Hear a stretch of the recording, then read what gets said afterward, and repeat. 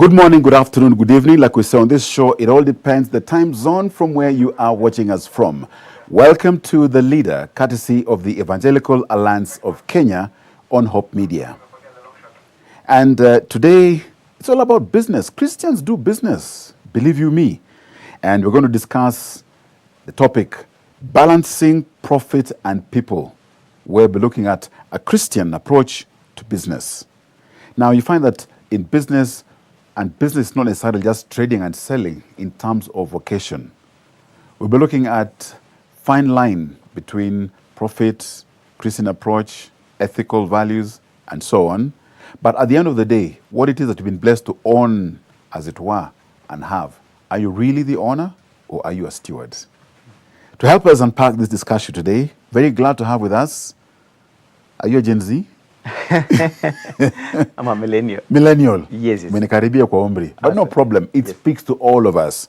Albert Wambua Mwinde. Wambua Mwinde. Yes. Founder, CEO of Altair Retro Limited. Yes. That's a package. Thank Who is Albert? Tell us. Great. Thank you a lot, Odibo, for having me. I'm pleased to be here, and I'm happy to be on this show. Albert Mwinde is a businessman. Albert Mwinde is a Christian. And of course, the CEO, Altair Retro, and the founder for the last 5 years now. A member of CEOs Forum, which is actually a Christian organization, where iron sharpens iron, looking at how, can we be together at the top, because sometimes it gets actually very lonely when you have no one to share with, when you have no one to talk to and understand where you're coming from. Also happens to be one of the directors of Formet. Formet is a Christian ministry that we do mentorship of youth in Christianity, and Formet actually stands for Fishers of Men Trainers, and that is a ministry that we do. I'm one of the directors of that ministry, and I'm a member of Sitam Church, Sitam Kiambu Road. So that is who Albert Mwinde is. In terms of what you do at Altair Retro, what is the core business? Altair Retro is a software development company. Ideally and simply put is that we have three areas that we deal with. First is automation, that is software development. The other one is cybersecurity. And the third area is communication. That is where we have bulk SMS, we have things like portals and the like. When we talk of automation, we are talking of making the business processes simpler, easy to report, easy to work, and creating efficiency. So that is what we are doing at Altair Retro.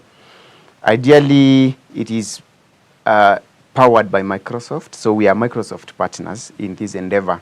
And so we customize softwares for all industries in Kenya, private companies, NGOs, financial institutions, privately owned businesses, to just ensure that the flow and how, the people work is actually simplified, and they are able to come up with reports, they are able to work without any problem or itches.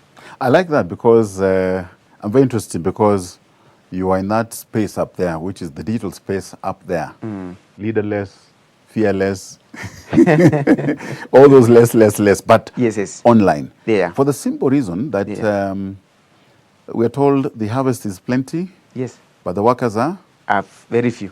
And now I dare suggest that the harvest yes is online, yes, but the workers yes tend to be offline. Very true. Tafakari hayo. Now, as you continue this, and again, it's founded in the Holy Book, the Bible. Yes. Genesis. When I look at Genesis, and here I'd like to look at Genesis chapter 1, verse 28. Yes. Where Christians are stewards, not owners of resources. Yes. Hii jacket uko nayo hata kama ulinunua. Ni ya kukopeshwa. No pun intended. Yes. So here let's look at, let me ask the question then. Can a Christian entrepreneur balance profitability with ethical practices? And you feel free to use your life experiences or respond on behalf of a friend. Actually, I will just refer to what you've just read.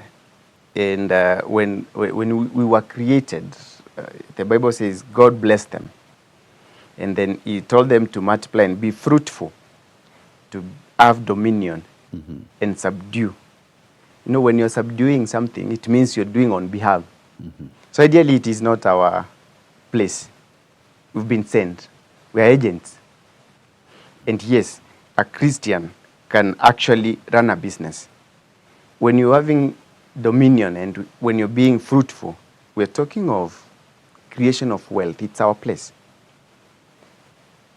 Sometimes it becomes, very a thin line on how and at what point do you really work, and should Christian, own A, B, C, D, and all that. And it has been a fallacy for long that Christians should be poor, that Christians cannot really make it in the world that is. But ideally, it is Christians that are told to dominate. It is Christians that are actually commissioned to be fruitful. It is me and you that we are told to come here in this world where everybody is how they are, dominate, influence, be the light, show the way. It is not only in preaching. It is not only on conversion. Of course, that is the Great Commission.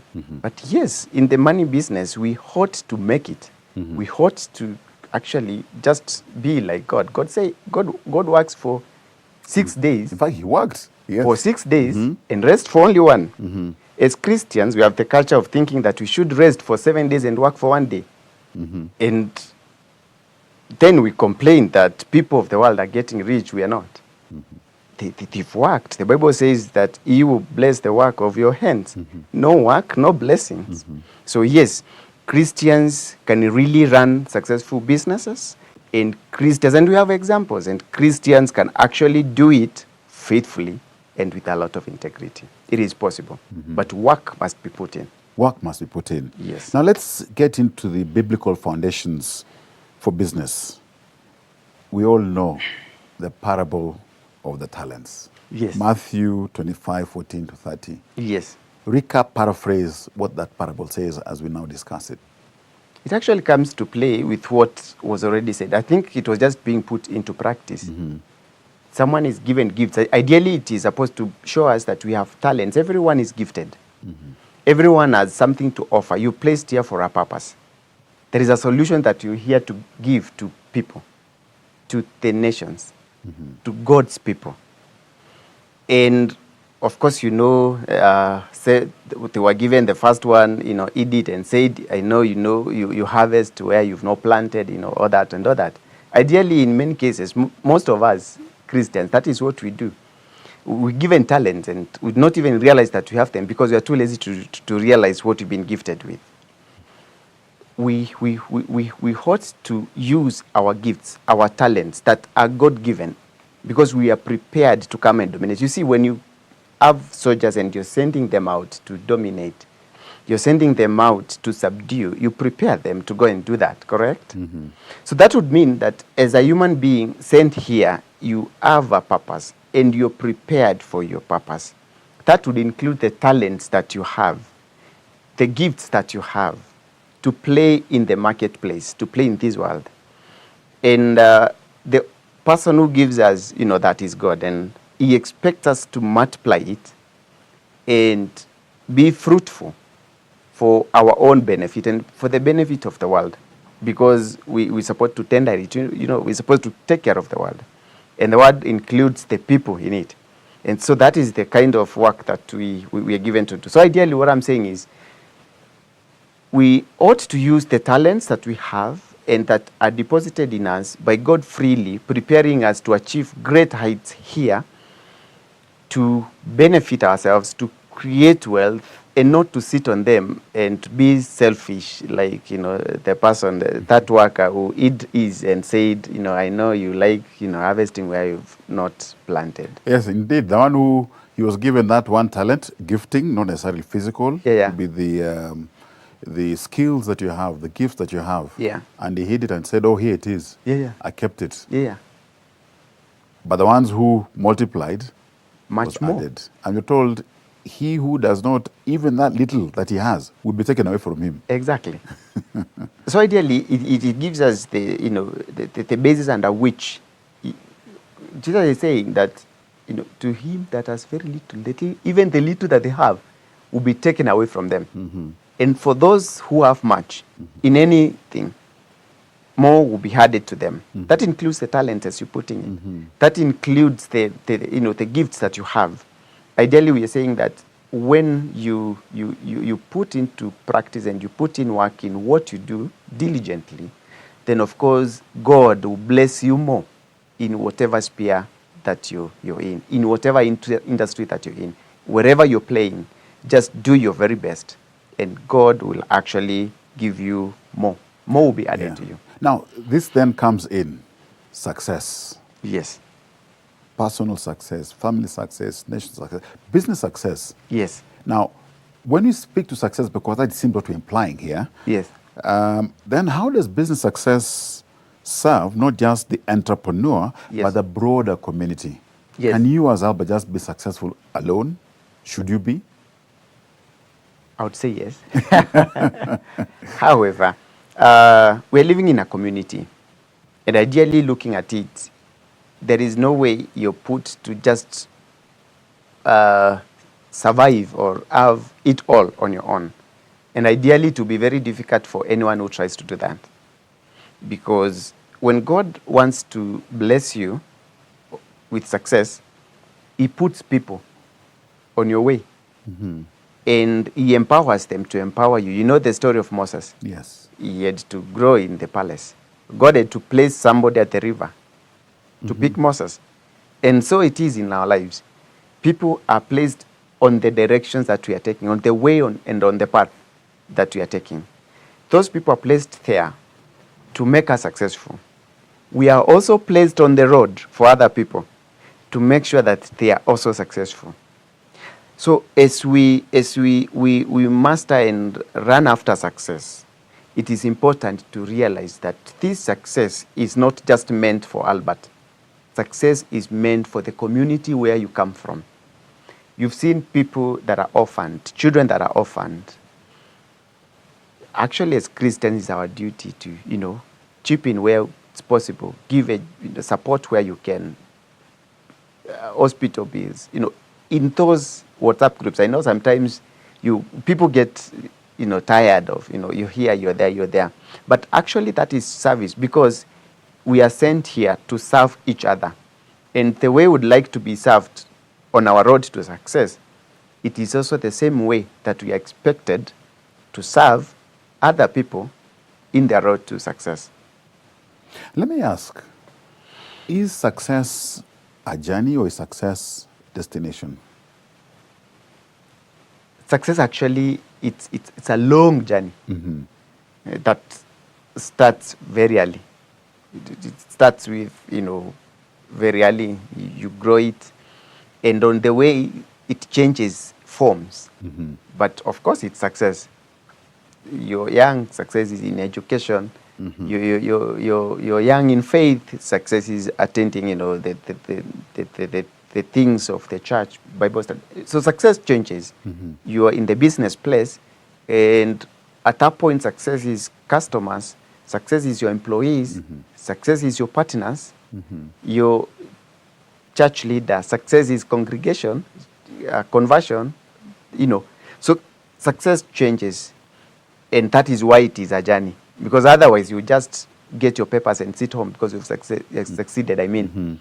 But you have to realize that success is not a destination, it's a very long journey. And that gives you, brings in the happiness of life, the adventure of life, that you do not know what happens tomorrow, but you know who holds your tomorrow, you know the road that you're taking, and so that brings the fun of living. So it is actually a very long journey. Indeed. I mean, I'm in another group where someone said this, and I found very profound, that in the journey of life, Yes. is like a class. Yes. It's a school. So the journey of life is a school. Yes. Each one of us In a school, of course, you know, we have classes. Yes. The only unique thing about the classes in the journey of life Yeah. is that you're in a class of one, Yes.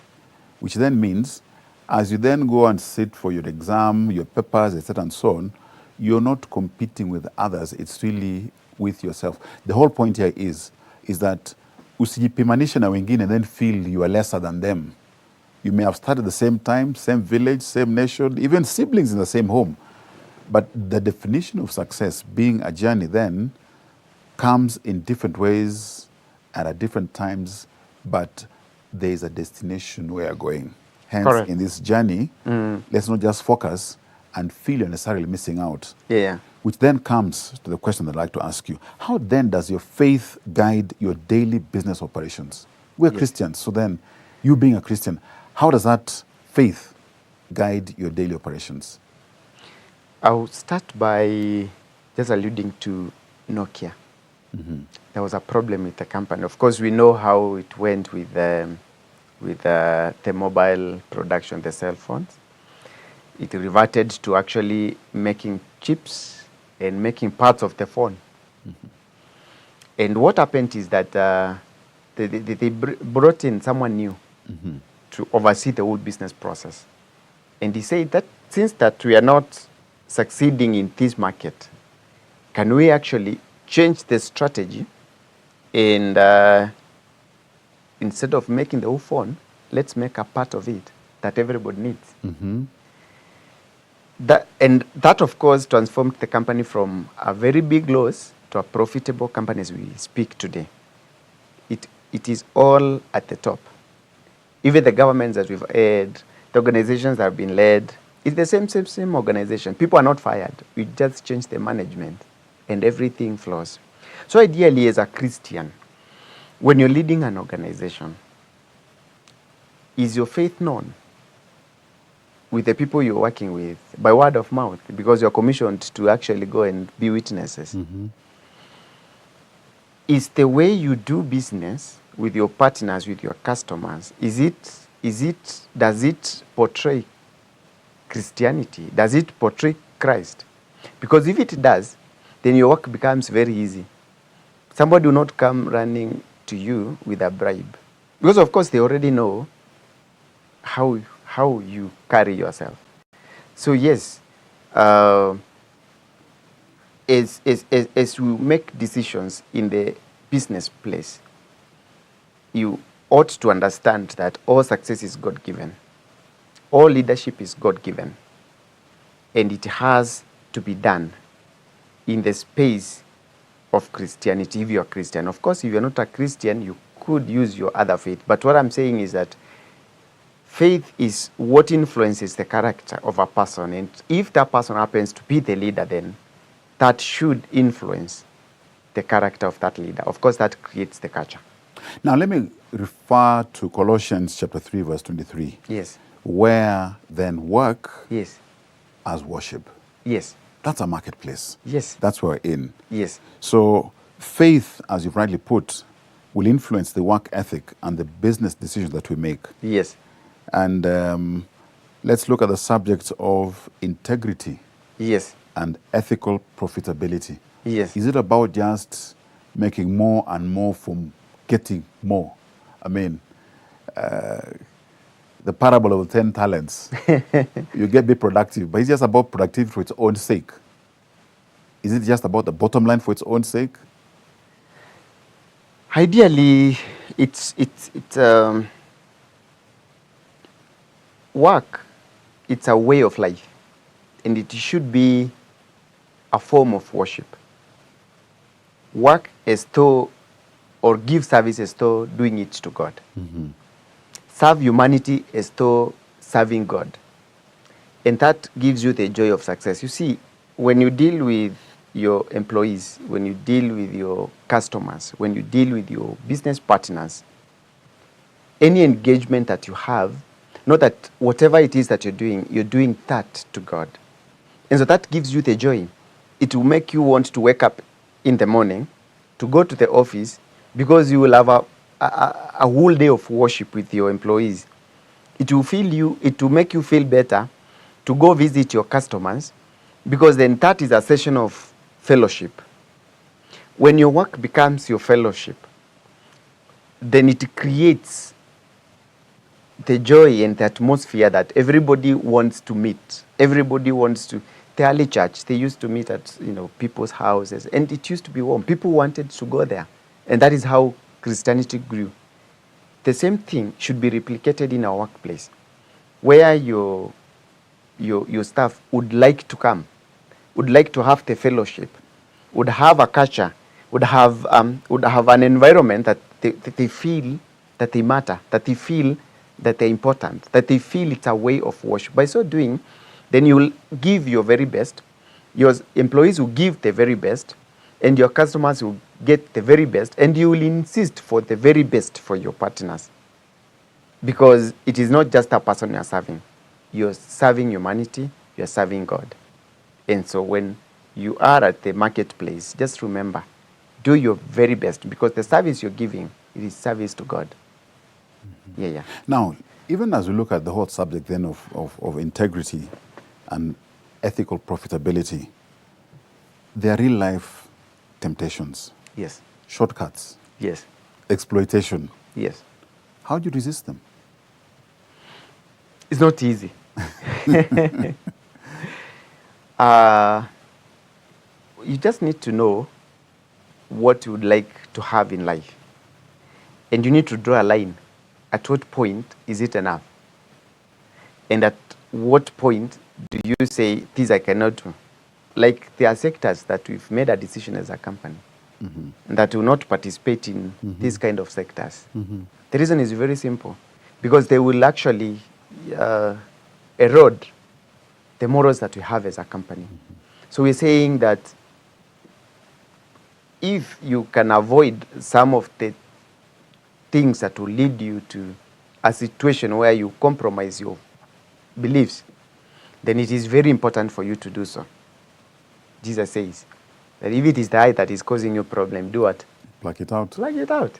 So ideally, if you look at it and say, you see that in business, these are the parts that, of course, through your experience and the experience of others, that this industry has a lot of money.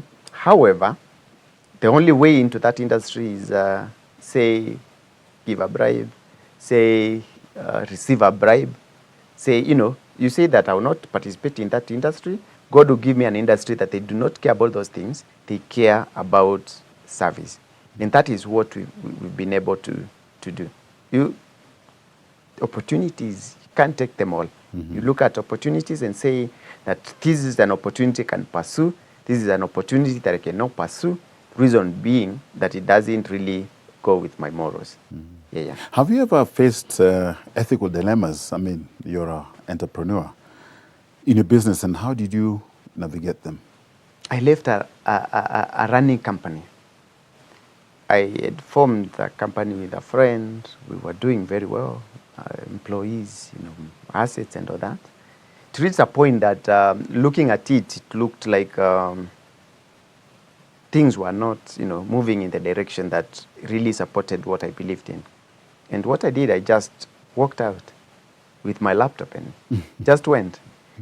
That meant a lot because it meant you go back to employment, you start looking for work again, but that was more peaceful than actually fighting in within. And so those are the kind of sacrifices that you have to take when you are faced by such kind of things. So yes, it comes in many forms. Some other customers, they would stop, they will not pay you because you've not given a certain amount of money. Those are debts that you'd write as bad debts because you would rather have bad debts than have, as I said again, Compromised. And plug it out because it is better for you to preserve your faith than have your whole soul lost. Yeah. Now let's balance profit and people. Yes. Avoiding the temptation of greed. Matthew Yes. chapter 6, verse 24. Yes. That fine line between materialism Yes. and ambition. Yes. So how do you ensure that wealth doesn't become an idol in your life? And maybe one could ask, what is an idol? Yes. So even as you're ambitious and materialism, Yes. how do you ensure that it doesn't become an idol in life? And what does it mean to have an idol in your life? What does it do to you? What does it do to the relation between you and God? I think it's very clear from the Bible that you shall serve no other God than God himself. And so that makes it clear that you cannot actually compete with, there cannot be any other form of importance or idol in your life and still walk the journey of Christ. God has to take the center stage in your life. And for that to happen, you actually have to have a line on everything that at this point you can't cross, because then that thing becomes your idol. And that is a very difficult one, because as people get blessed by God, it's very easy for a person to sink into it and forget how he got there in the first place, and think of himself as a master of it, not knowing that if it were not for the Lord, those who do watch over the city would do it in vain. So ideally, what I'm saying is, it is very easy for people to have work as an idol in their life, that neglect even their families, which is actually a form of heaven here on earth, which are very important. Neglect the worship, neglect the things of the faith, because they are in pursuit of success. But then you also look at it from the other side. If you're doing what we are called to do as Christians, if you're serving the community, then at what point does it then become an idol? Because even in pursuit, you not have a lot, because it will be going to the service. So ideally, you will never reach a point of saying that now money is what saves me, because you will have a lot of places that money is going that it cannot rule over your life. And so yes, it is very important for us to know at what point to draw the line, that any particular thing does not come on top in your life to compete with God, because he doesn't compete with anything in our lives. Yeah. Let's look at some practical ways then on balancing profit and people. And here I'm looking at employee support. Yes. Do you give fair wages? Yes. Are there benefits? Yes. Opportunities for career growth? Let's unpack that for a moment. Yeah, so as you work, or if you take work as a way of worship and service to humanity and God, and then the first person that, and remember, you're working 6 days, just like God did, and so your staff or your colleagues are the people that you actually spend most of your time with. And remember that your customers rely on your employees for service. And if your employees are not at the same page with you, then who suffers is your customer. Of course, that drills down to you eventually. So it is very important to have your employees taken care of in terms of not only wages, talk of health insurance. If 2 or 3 people are sick, then the whole company feels the impact. If those people cannot afford medical care, then it becomes actually a problem, a crisis in the company. So employees are the first people that should benefit from the fellowship that is created by Christianity, and the worship and fellowship that comes with a Christian-led organization. So fair wages, I would say to my fellow CEOs in the CEOs Forum, in the whole country, if you take care of your employees, you have no problem with your customers. And you actually don't have to worry about them, because they'll be taken care of. Make sure that your employees live in good places. Make sure that your employees have access to health care. Make sure that they feel important in their workplace and they enjoy what they're doing. Make sure that they have the gadgets that they need. Let them have a voice in whatever is happening. You see, when you have an idea and you are the vision bearer, the employees, if not told, will not understand where you're going. They need to be brought into the big picture.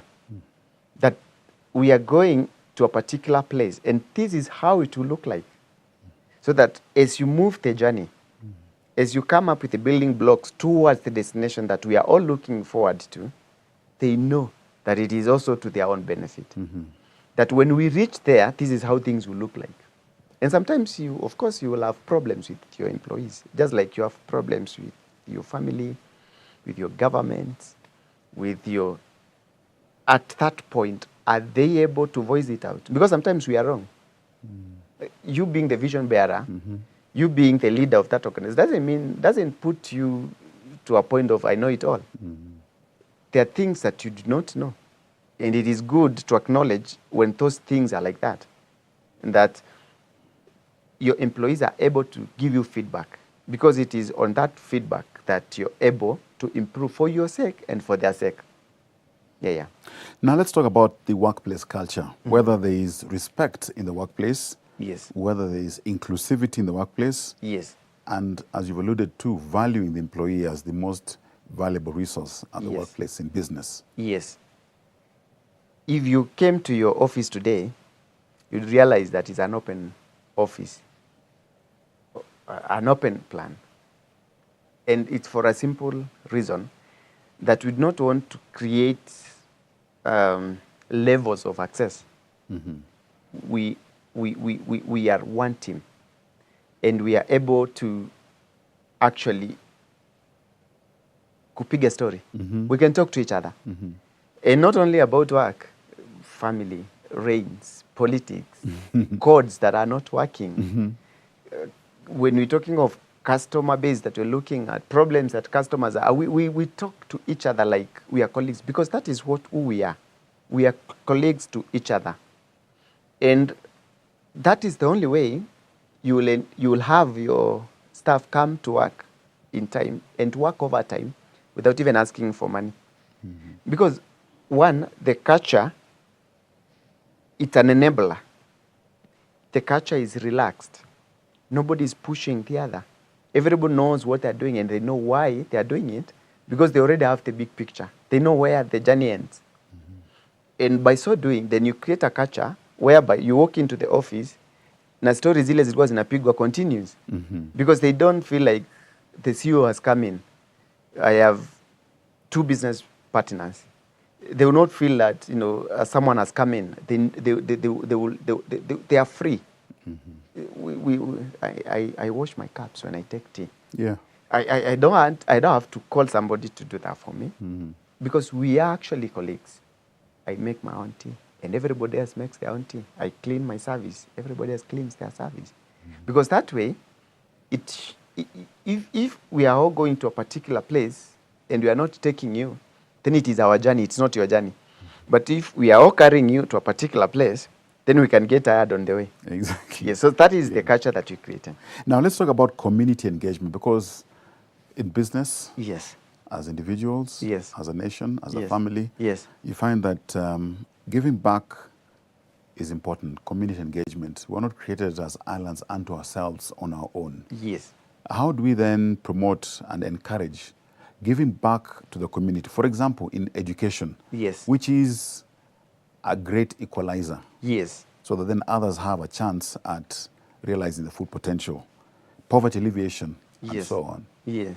And examples, if you've undertaken, you're involved in that, what Yes. do you see, what can happen?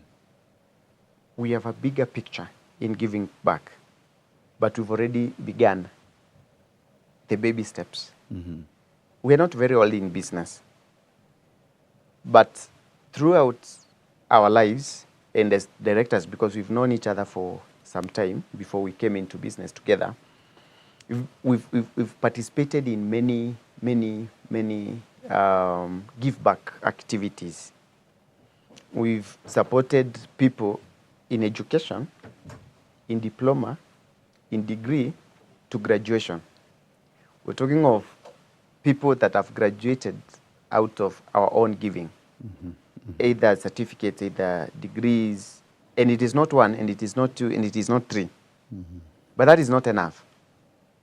Because as we do the education, of course, the thinking is that through that, we'll have a community of people able to help each other in their villages. But that you can't control. They could not do as you would think that they would do. However, we would like to do more than what we are doing. We would like to give back in terms of building hospitals. I mean, it is possible. If we do not do it, it's our communities. Of course, we are not the government, but you can chip in something. When a community is building schools and all that, water is a problem where I come from. It costs to roughly 2.5 million. That's a lot of money. But if we could have such kind of projects, just donate and look for friends, NGOs here and there, and have such kind of installations in our community, then of course we'll have given a solution to a perennial problem that has. And indeed, what you're speaking to then bridges the gap. Yeah. Or Kenya is said to be a society that has the challenge of unequalness. You find that very few seem to have it all. Yes. Majority don't have. Yes. And the gap between the two is literally a world in between. Yes. Now, as we seek to land this plane, still have a couple of minutes to go. Yeah. Transparent communication, like you said, involving employees in decision making, because then you've envisioned them, they bought into the vision, Yes. and then they own the process and the Yes. journey, and the journey together. Yes. Now, you as a Christian leader, Yes. are you a role model at the workplace? What does it mean? And the weight of leadership and accountability before God. I think it's Paul talking to Colossians, I would think. It talks of us that are leaders in our society, in whatever capacity, will be judged harshly or more than those that were not. And so how we lead the organizations that we lead ought to stand in the Christian principle and understand that we are not there to actually manage people, but lead them. If you're leading people, you have to be an example. If you're telling people, fika job 8, na wewe mwenyewe unafika 12. You see, it doesn't really build the confidence that your people that are following you would follow. You have to be there. They have to find you there. They find you there the first day, second day, third day. You not have to tell them they are late the 5th day. They would know that for us to reach Canaan, then I think this is the way to do it. So you actually have to do it. Many of the people that we have have trained them, trained by doing. You do with them a process from start to the end. And they see. And they see how it is done. So that as they continue working, they have someone to refer back to, because you actually demonstrated, yes, how it should be done. And that is how we are doing it at Altair. We are leading by example. We are doing it ourselves. We are doing it as a team. We are leading people into a vision that they know, and we are, of course, showing them how that dream is be achieved. Now, in this journey, business journey, Yes. the place of God, we must trust God in the business decisions that we're making. Yes. And here, Yeah. the role of prayer Yes. and discernment, especially Yes. in major decisions. Yes. Speak to that.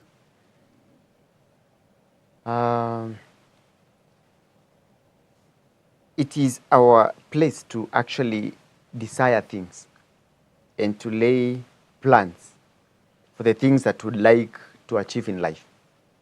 But it is God who established them.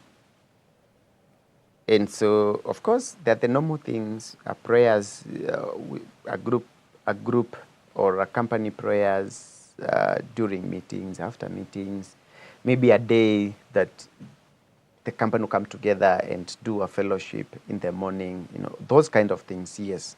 But you as a leader, you actually have to go beyond that. Sometimes you pray for the employees in the office, even when they are not aware that you actually dedicated them and their workspaces, and you've prayed for them and their families, so that as they actually come in, they are coming in blessed people, and they are going out blessed people. That would mean that you wake up very early and be at the office to do that. God has to be at the center of all the decisions that you make.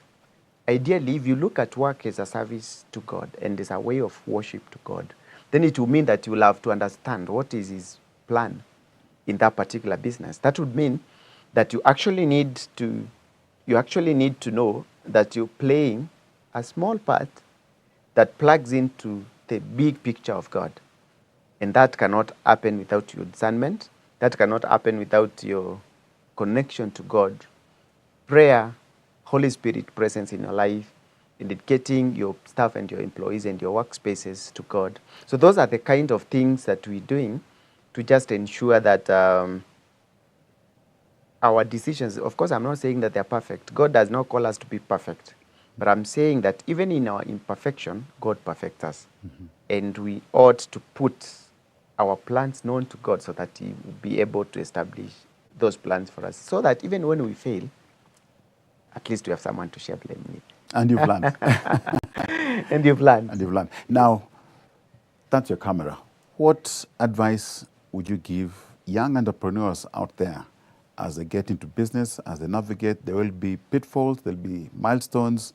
What advice would you give? What lessons you've learned, briefly? Business is not meant for select few. And business is possible. You actually have all it takes to do business. You have all it takes to succeed in business. The only thing that you need to have is resilience. Be resilient in what you're doing. Be good at it. My wife tells me that if you wake up every morning to cut a tree, regardless of how blunt your tools are, eventually that tree will fall. So the patience there is required.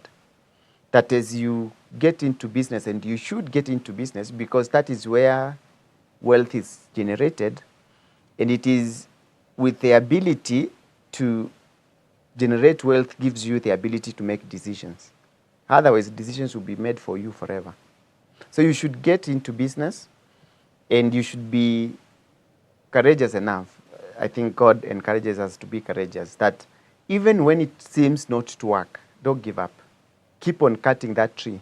Keep on trying until that tree falls. Because by so doing, then, you will have the opportunity to make the decisions that are made to be made by you, not only in the business place, but even in the country.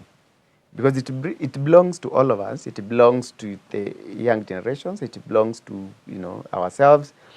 And we have to have the ability to make those decisions. But when we are begging for bread, when we are begging for places to live, when we are depending on help all the time, then it means that those decisions will not be ours to make. Mm-hmm. Those decisions will be made by somebody else, and we'll have no say in so doing. And so it is important for us to get up, get working, involve God in doing it, because He will see you through. The Bible says that He doesn't start something that He doesn't see to the very end. And so that means that you being here as a young generation or as a young person, God has already placed you here and prepared you to succeed because He has already begun that in you. And so be courageous enough and do it. Over the years, fail and start again. That has happened to me as a person. I've failed, I've begun again, and I'm not saying that I'm not failing again, but I'm saying that I've learned to be patient enough, do it again and again, and never give up. Never give up. People are becoming presidents at their 80s. I mean, you're young. You can't say that you've exhausted your chances. The chances are there. The Bible says that chances and opportunities belongs to them all. So all you need to do is believe in God, trust in God, and of course, work hard. Remember, God worked for 6 days, rested for 1 day, not the other way around. And if we do that, then we'll be able to succeed. Wonderful. So indeed, we say that success is not just about financial gain, but about creating impact, positive impact. And at the end of the day, you find that trust in God, work hard, and this world is yours. We've been given to have dominion over it. And we thank you for the privilege of your time as our viewers. We don't take it for granted. Next time, remember, tell a friend, stay well, stay blessed, and asante sana. Thank you so much. Be blessed. Thank you so much. My name is Edmund Medibo. Kwaheri sana.